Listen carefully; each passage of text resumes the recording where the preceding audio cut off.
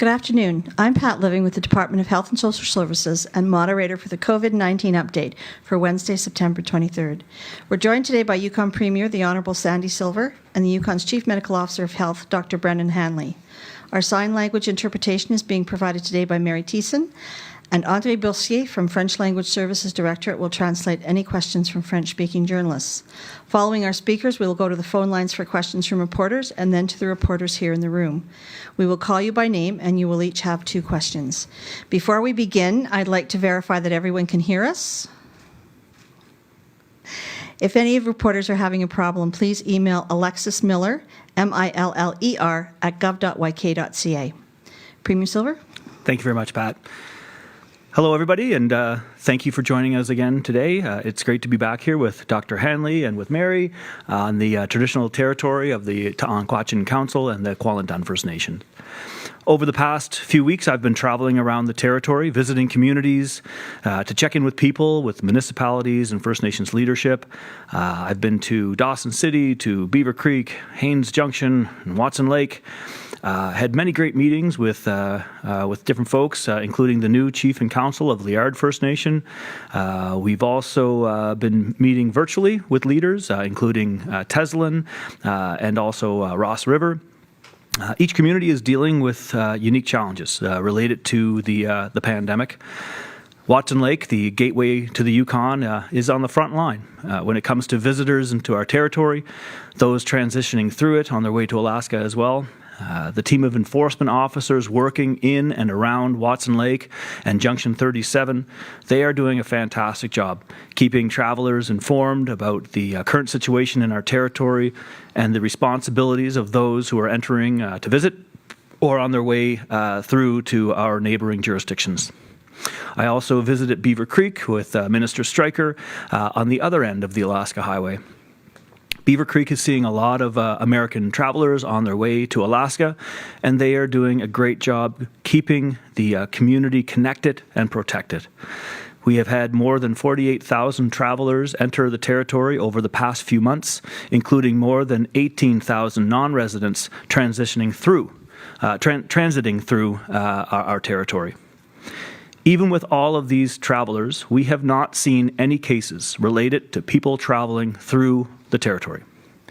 We are very fortunate to be in a position that we are in, and I want to thank everybody for their individual efforts on our behalves.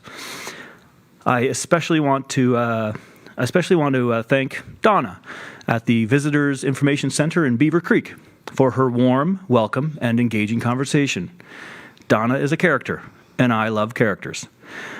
It's not been a normal year in terms of tourism, but our tourism staff continue to do great work and continue to keep visitors informed about the territory and how to travel respectfully through and in the Yukon communities during the pandemic. To all the VIC employees, thank you very much for your service and your adaptability. It was also really impressive to see how White River First Nation community is working together with the Canadian Border Services agents officers stationed in the Yukon-Alaska border to support them and to keep up their spirits. The border service agents, they were all wearing the fireweed hero pins, beaded by community members in Beaver Creek. These are the same pins that the volunteers have been making for all the frontline workers across the territory to support them as they do the critical work they need to keep our community safe, protected, and connected. Dr. Hanley, I, and Mary are ASL translator. We all have those pins, and I must say, they really are a source of strength for me and others as we wear them. The last 6 months have been challenging for everyone, and we know that the pandemic is not over yet. These fireweed hero pins represent the strength, support, and community spirit that contributes to our territory's resilience and makes Yukon such a great, fantastic place to live. I want to give special shout out to all of the beaders who have taken the time to make these beautiful pins because they really mean the world to those who wear them. Throughout my community visits, I was so impressed by the way the communities are coming together to support one another and to adapt to the new normal that we all find ourselves in.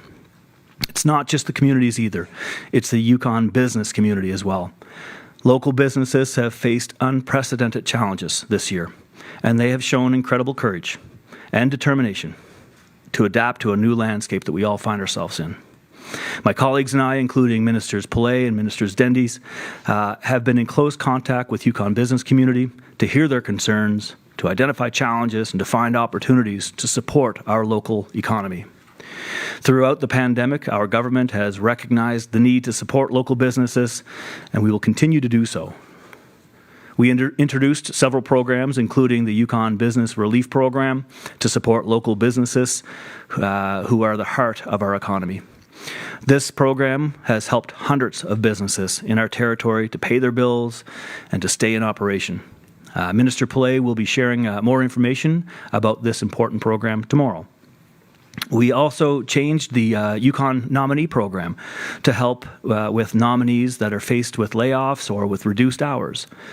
The Yukon Essential Workers Support Program provides temporary financial support for low-income workers delivering essential services.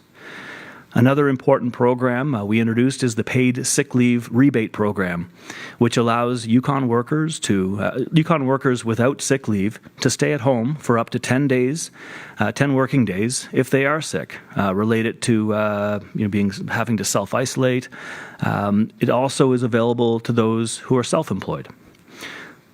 This is a very important program designed to support Yukon's workforce, and it has sparked national conversations about how a society can come together to better support workers without sick leave. You can find more about all these programs online at yukon.ca. It's absolutely important to know that we have these programs available today, and it's important as well to know there is going to be more programming to come. Our government continues to develop ways to support Yukon businesses because we recognize that the impacts of COVID-19 are ongoing. Just today, we are releasing additional money to Yukon Airline Air North as part of the Federal Aviation Relief Funds. We anticipate having information about new and expanded programs as our response evolves and meets the changing needs of Yukon businesses. In addition to supporting Yukoners and Yukon businesses, our government is also taking measures to protect our territory and to minimize the spread of COVID-19. We continue to enforce restrictions of those entering into our territory. Those transitioning through our territory still need to move through within 24 hours while staying on their designated route. Those coming from outside of British Columbia or the other territories still need to self-isolate for 14 days.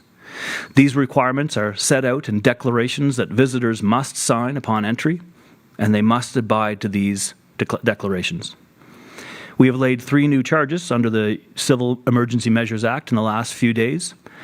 2 of these were for indoor social gatherings of over 10 people, and 1 was for failure to self-isolate as required, bringing the total number of charges under CEMA to 15. I cannot stress enough how important it is for individuals entering into our territory from outside the bubble to continue to self-isolate for 14 days upon entry. We currently have no active cases of COVID in Yukon, which means the biggest threat is the importation of the virus from another jurisdiction where there still are active cases. Practicing the Safe 6, which includes self-isolating as required, is the best way and remains the best way to keep our territory healthy and safe. All of us, residents and visitors alike, we must do our part to prevent the spread of this disease. We will continue to ensure that these measures are enforced. We all have a role to play, but there is also we also need to recognize that we are all in this together. And I want to remind Yukoners, all Yukoners and visitors, to be kind, to be patient and respectful to one another. If you have any concerns or issues, please contact our enforcement team at COVID-19 enforcement at gov.yk.ca or call 1-877-374-0425. Before we move on to Dr. Hanley today, I would also like to take a time to note that the government does continue to work through this pandemic on other issues and programming, and to continue to deliver on commitments that we've made to Yukoners. One such commitment is seasonal time change. We are continuing with the plan introduced in the spring. This plan will see Yukoners staying on our summer time and not falling back this November. Now, more information will come on this, but I've been getting questions as we get deeper into the fall, and I want to remind Yukoners that we have not changed our commitment to this issue. Thank you very much for listening to the update. Dr. Hanley. Thank you, Premier Silver. I'm sure anyone tuning in now, apart from having monitored the throne speech, have also been watching the numbers as the pandemic surges in various parts of the world, including areas close to home. Recent media coverage has Europe and the US and even Canada on the possible brink of a second wave of COVID-19. Modelling information figures released yesterday by Canada's Chief Public Health Officer, Dr. Tam, show the epidemic is accelerating rapidly. Dr. Tam warned that if Canadians don't continue to practice public health measures, the virus could be expected to surge faster and stronger than the first wave. Projections indicate that cases could climb to more than 5,000 per day, and short-term projections show there could be over 150,000 cases by early October and more than 9,000 additional deaths. Even while we remain free of active cases, I think these projections tell us how serious it is that we continue to follow the Safe Six, that we wash our hands, use hand sanitizer, that we stay 2 meters apart from others not in our bubble, that we stay home and away from others when sick, and that we keep our social circles small. The only protection against COVID-19 is in how we behave. In Yukon, we have only had to manage COVID cases occasionally, but we're continually managing COVID risk. The risk of one COVID incursion that turns into an outbreak, the risk of a case or cluster or outbreak being life-threatening to some, or stretching our healthcare or our public health capacity. Managing COVID risk means being vigilant while keeping that balance. It means reasonable preventive measures in place that make sense for us where we are, without community transmission, but without having to undergo the restrictions that other areas have faced and are now facing again. If we can keep open, but with Safe Six and with carefully applied measures, we will tolerate cases. We're continually seeking to maintain that balance even while the risk of introduction grows.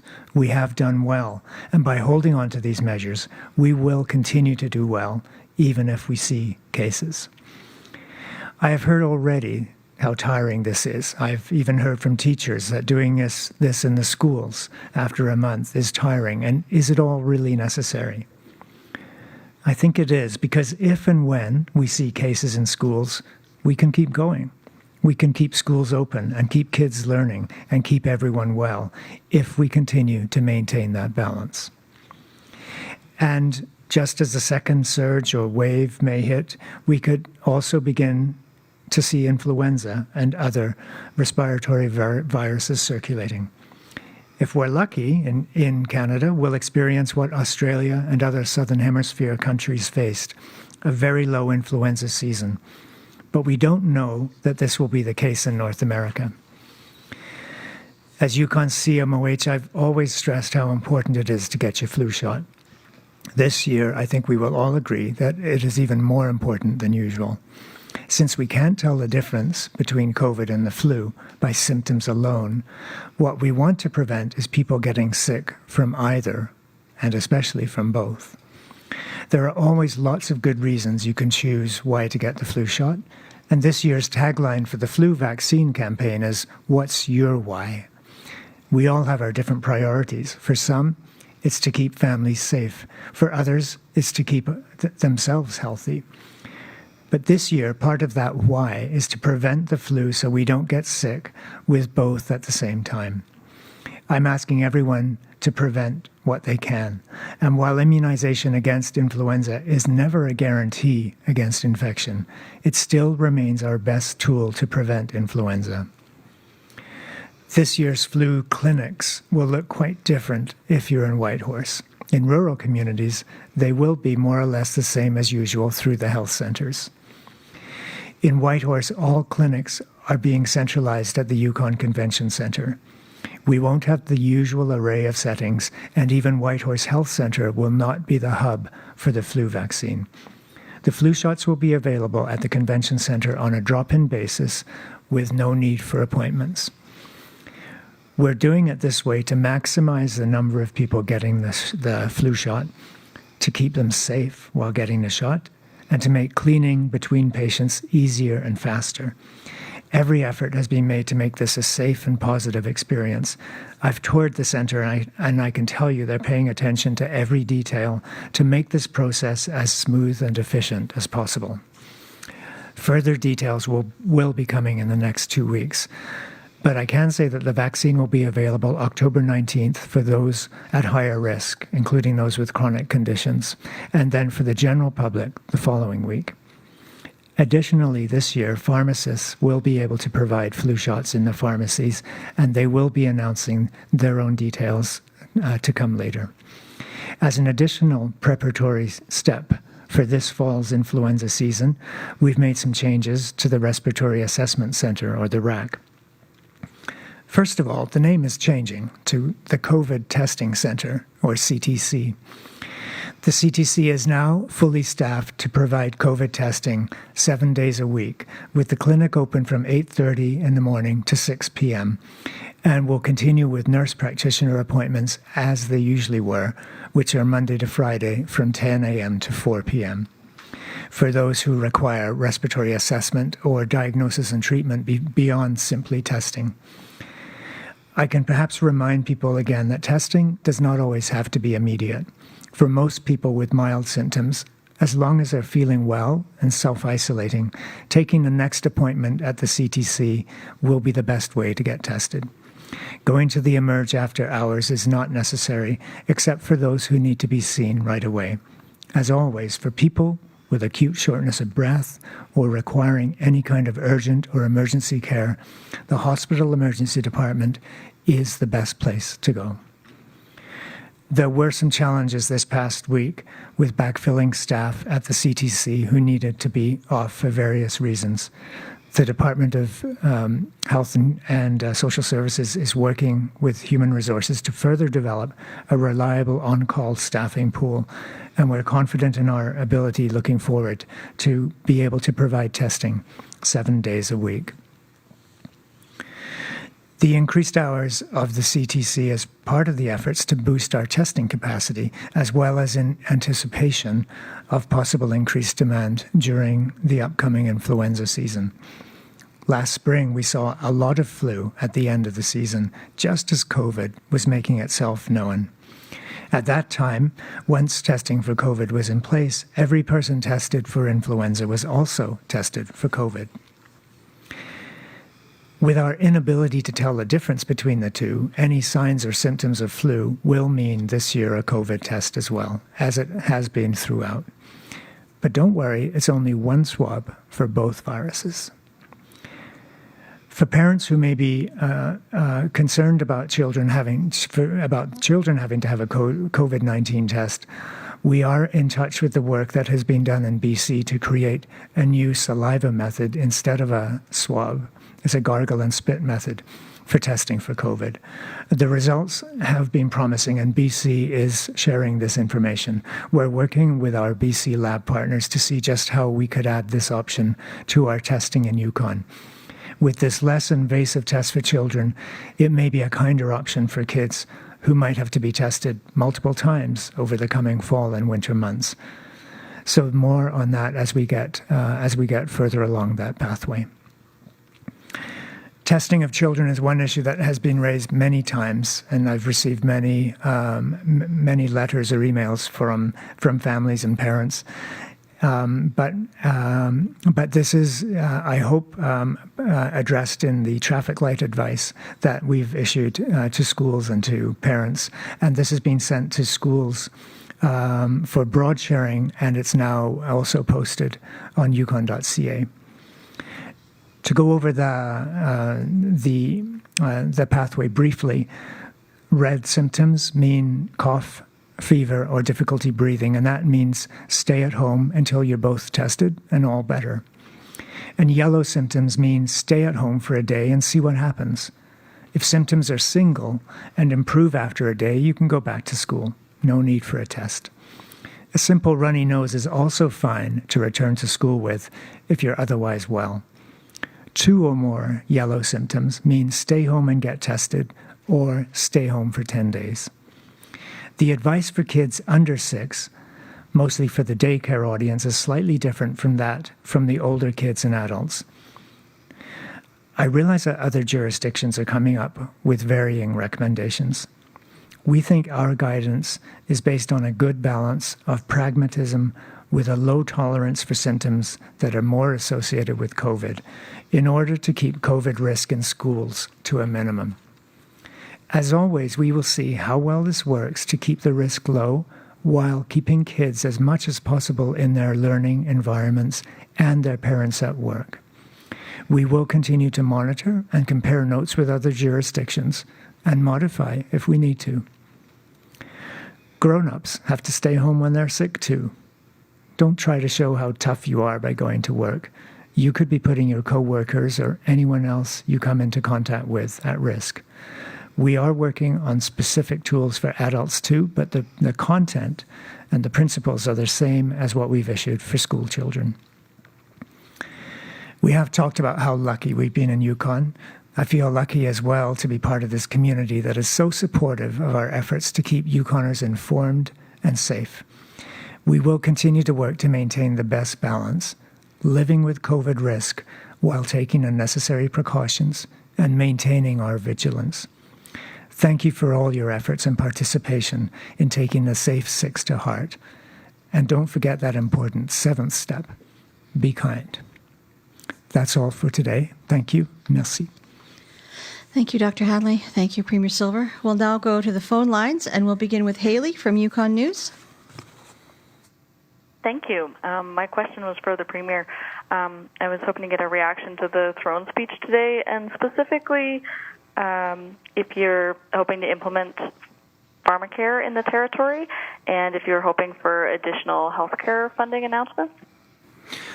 Thanks for the question. And again, just heard it in the last hour or so, and so just highlights right now, and I can't pick one highlight necessarily. There were several commitments that are extremely important.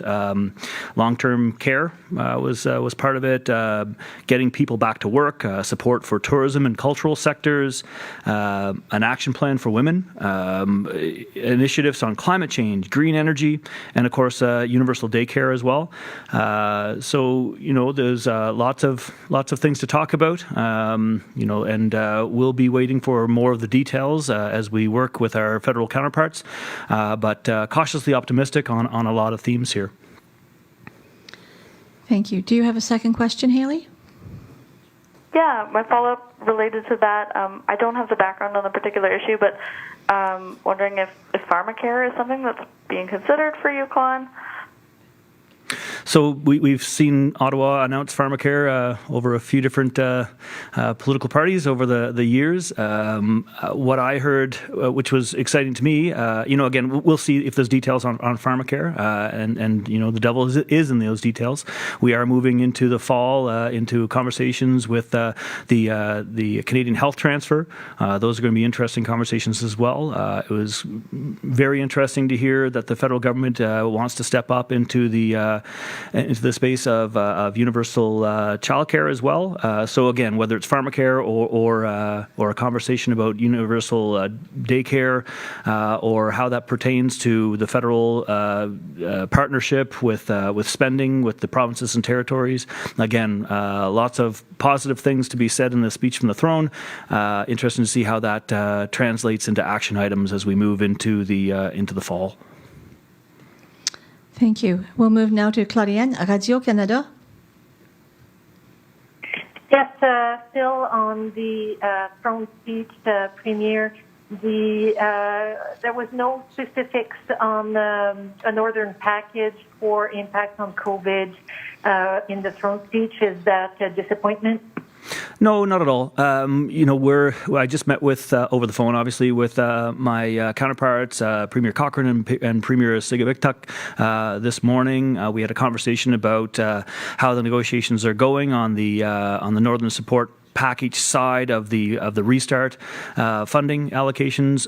We're getting there. I would say that we are very close to figuring out the final details on that when it comes to Yukon's Northern Support package, and more to come on that as well. But we're getting there, and I'll be very happy to announce the details of that as we go. I have to give a shout out to all of the premiers right across Canada who recognize the unique circumstances that we find ourselves in the north. We've seen language from the Council of the Federation to support that the territories have unique circumstances. Per capita spending is not, it shouldn't be the only consideration when Ottawa is dealing with packages for specific regions. And, there's some unique costs there. We've been pushing for base plus when it comes to a lot of these envelopes that came out of the restart. And hopefully we'll have some updates and some positive updates tomorrow or the next day. Thank you. Next question, Claudienne. Oui, Dr. Hanley, par rapport à la reprise économique, vous mentionnez combien, malgré l'ouverture des frontières avec la Colombie-Britannique ou avec l'Alaska, on n'a pas eu de cas. L'industrie touristique demande à grands coups d'ouvrir la frontière du Yukon avec les autres provinces pour permettre davantage de tourisme réglementé dans le cadre des mesures sanitaires. Pourquoi ne pas ouvrir sur les autres provinces si on n'a pas vu de cas justifié avec la Colombie-Britannique malgré les augmentations?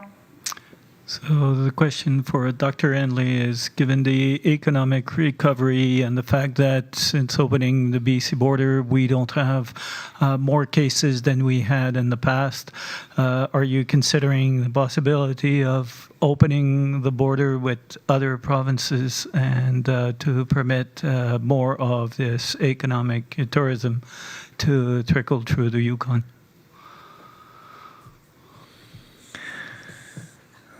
Merci, c'est une question très importante et peut-être la première réponse c'est que juste un rappel que c'est le gouvernement qui réagit et qui fait cette sorte de décision basée sur une partie au moins sur l'avis que je peux ou les conseils que je peux fournir.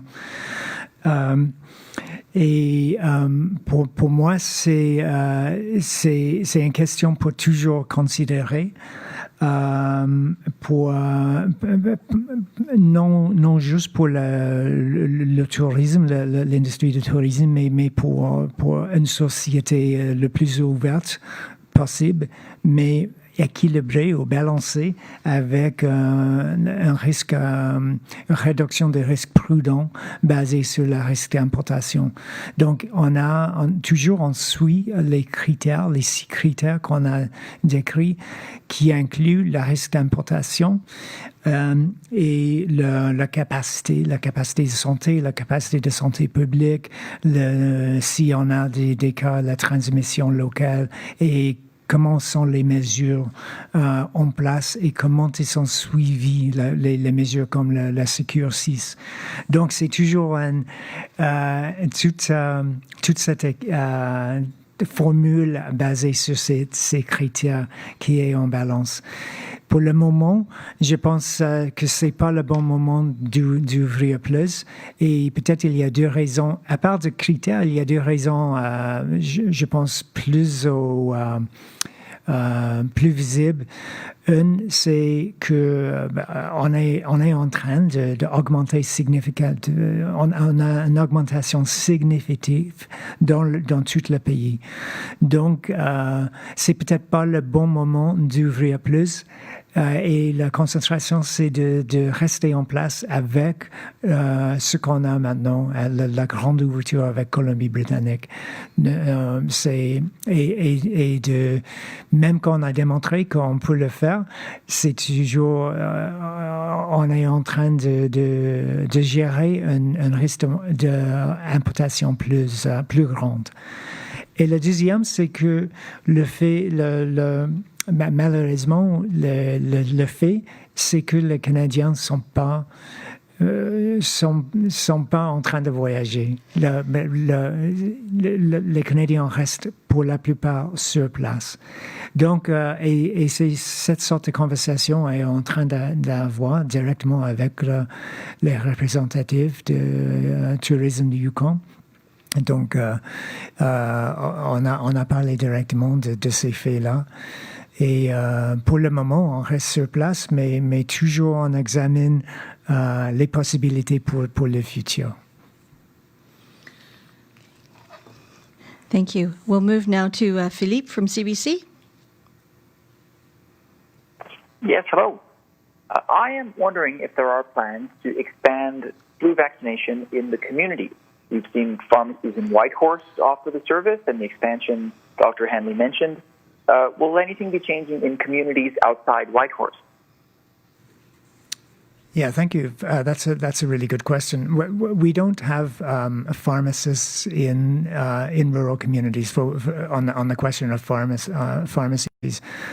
Also, by and large, the availability of flu vaccine in the rural communities tends to be greater. The means to be able to efficiently give flu vaccine in the rural communities is really, the capacity is already there. So it's really just a matter of organizing more or less along the lines previously that previously are well practiced. It's definitely much more challenging giving flu vaccine in the urban center of Whitehorse, just dealing with a large population with all of these factors such as availability of appointments, a large population converging on relatively small centers, parking, all of these issues. So it's really, the logistical considerations really do focus on our one large urban area and are much less. So really, basically normal practice should take care of everyone who needs vaccine in rural communities. The timing will be the same. The concentration on higher risk people for the first week, public for the second week. But things tend to go a lot more smoothly in rural communities anyway, naturally, just based on that capacity and smaller populations. Thank you. Do you have another question, Philippe? Yes, it's been a long while since we checked in on the availability of personal protective equipment. I just wanted to ask Doctor, how you feel the healthcare services have them. Do we have access to enough masks and protective equipment these days? Yeah, and I don't have the exact numbers at my fingertips, but we are we're in a solid position. I would say we were of course facing shortages as the rest of the country was in the earlier days, and putting mechanisms in place to centralize the acquisition of PPE and the inventory, and to make sure that we were keeping track, had maybe better and more timely systems in place for keeping track. And then of estimating projected needs based on different usage and projected usages based on the different facilities, particularly the hospitals, but also other users such as physician clinics, community nursing, of course, and First Nations usage in the communities. So, all to say, the aim also with federal support was to develop a 12-week inventory of PPE, and I know that we're heading well towards that target. I know that we have at least 6 weeks as of a few weeks ago, so we're really heading to that. I think a comfortable place, but where we are towards that 12-week target, I can't tell you, but we can bring that back to you. Thank you. Before we move on to the next questioner, Dr. Hanley, we've had a number of requests for you to respond in English to the question that Claudiane asked about the borders. Sure. So the question, as I recall, was the question was about especially responding to the needs of the tourist industry and with a purpose to looking for more possibilities for increasing tourism. Are we looking at further border openings beyond the BC bubble? And so I guess I gave a fairly long answer, but to summarize, the one thing is I wanted to make it clear that that's always a government decision, and it, of course, a lot of that government decision depends on the advice that I give based on the work of our team and our analytics. Roughly, that we have 6 criteria that we're as in the path forward. We do use those 6 criteria, which include importation risk. So that's, what is the number of travelers coming in from a particular place based on COVID prevalence, based on how we're doing locally, adherence to public health measures, public health capacity, healthcare capacity, presence of community transmission or not. So all of those really factor into that decision. And we're also at a time where we're recognizing that tourism is, and even as in the national news this morning, tourism just isn't happening a lot, and that is kind of the stark reality that Canadians aren't traveling. So no matter what measures might be put in place, it's a difficult time for tourism at the moment. So we just have to recognize that is a reality. The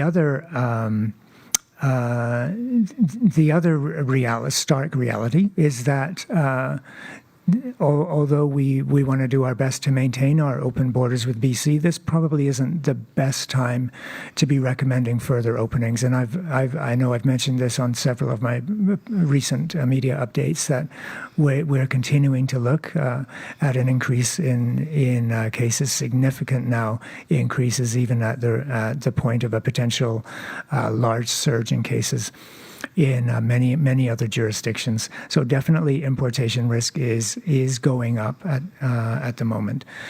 So again, it's all a matter of trying to find that right balance where we've done a lot. I mean, just in opening up to BC, that was a big move, and yes, we've demonstrated that we were able to do that, and we've done well with it.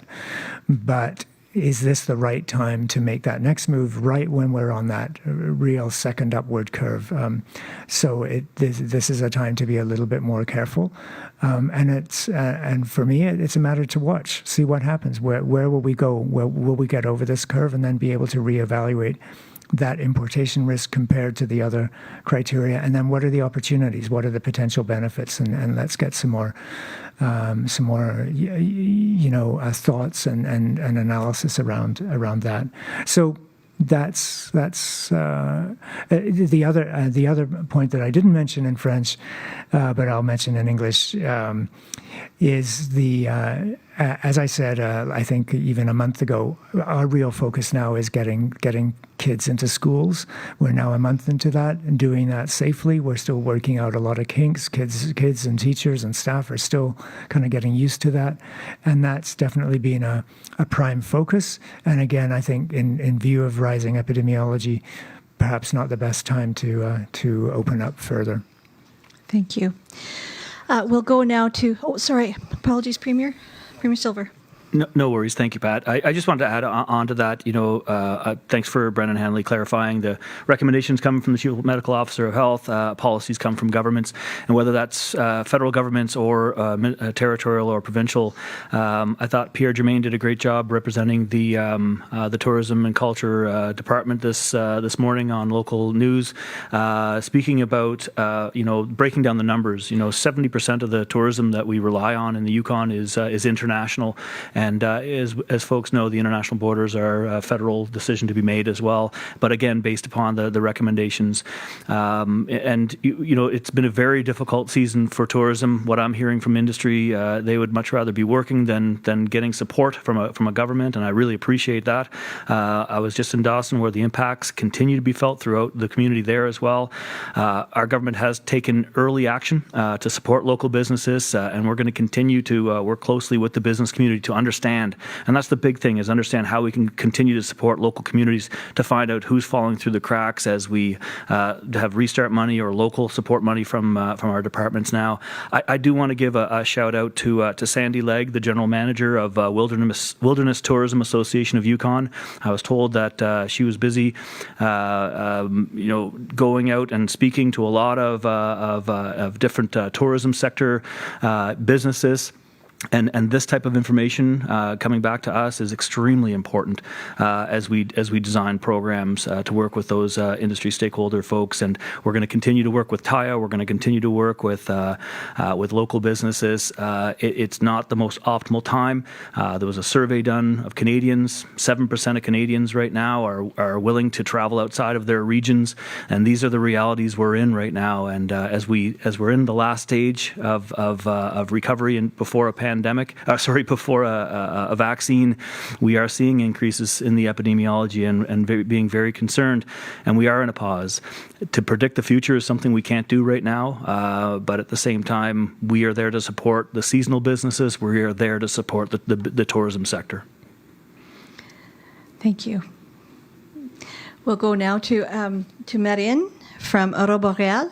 Marine, are you with us? Oui, merci. C'est une question pour M. Silver. Dans de nombreux domaines, même au-delà du tourisme, le Yukon dépend de l'immigration au niveau du recrutement. Par exemple, dans le domaine de la petite enfance francophone, comme juste pour un exemple.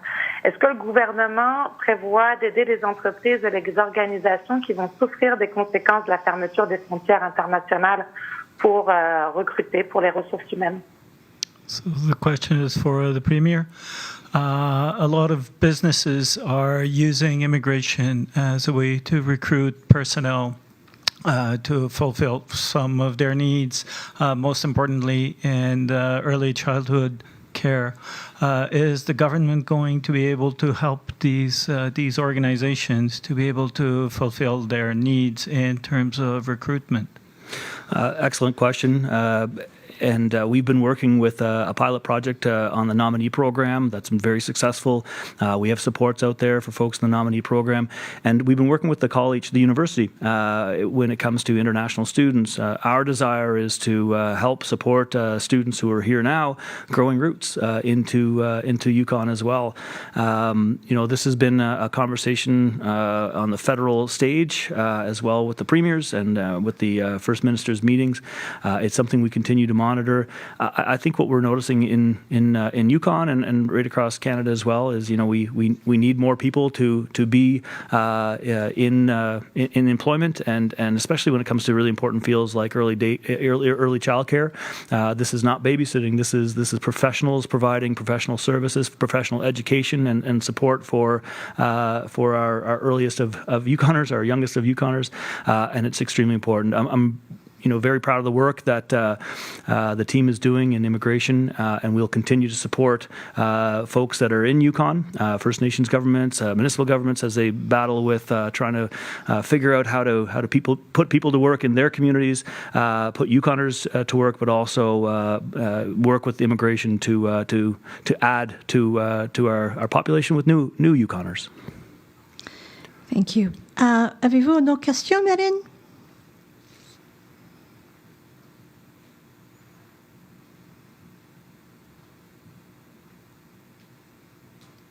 Non, merci. Thank you. We'll go to Tim from CKRW.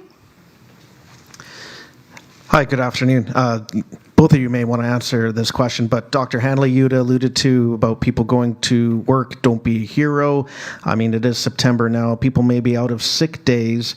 They may not be able to take 1 or 2 more days off, or they may not be able to fall under a territorial program. What do you suggest to both employers and employees who may be faced with this situation? Yeah, well, I'll certainly let the Premier respond to potential solutions and supports, but this is a big area, and I think it's another one of those barriers and potential barriers to being able to being off work when we're prevailing upon people to be. So this is one of the realities we have to struggle with. I think we're really, again, pleading for that. I think for the problem that we have to be addressed, and that is, this is public health safety first and foremost. And I think if we are able to efficiently apply the right criteria, we can at least minimize unnecessary staying away from work, but really highlight where this is really important. So taking that 24-hour pause, assessing symptoms, and then getting tested when appropriate, and then making sure that the testing turnaround facilitates return to work when symptoms clear. So really making sure that we have really robust and consistent direction and pathways to support rapid resolution of these dilemmas, and including rapid resolution to work when able to do so. I think that's a big part of that kind of public health process.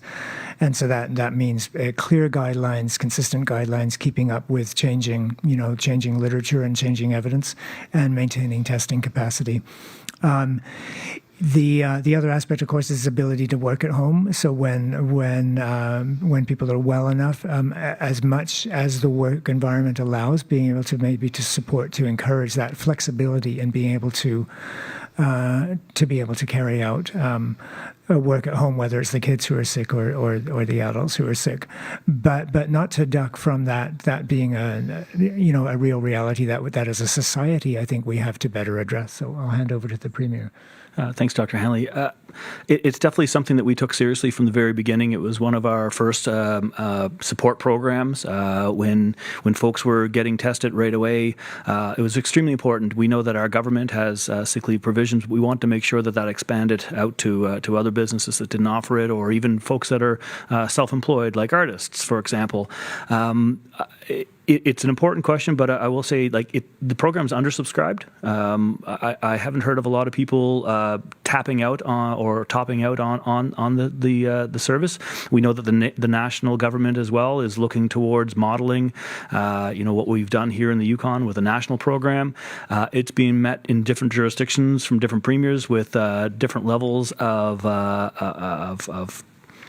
interest, I guess. But I think here in the Yukon, those who needed it, they applied. And what we need to make sure is, if it's undersubscribed, is it undersubscribed because people don't need it, or just because people don't know about this program, or know that it's available for non-government, private sector, self-employed individuals? And we're going to continue to do that analysis and make sure that our support programs fit the unique needs of Yukoners. Follow-up, Tim? Yeah, actually, my follow-up is quite scary. I'm just wondering your Halloween guidelines, when you're going to be coming out with those. I know a lot of parents are kind of wondering when those guidelines will be coming out.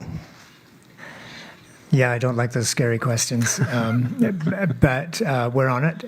It'll be in time. It's actively on the table right now, so I can't promise it for next week, but I will promise it'll be available in time for the goodies. Thank you. I'd like to thank everyone for their time today. Our next COVID-19 update is scheduled for Wednesday, September 30th at 2 p.m.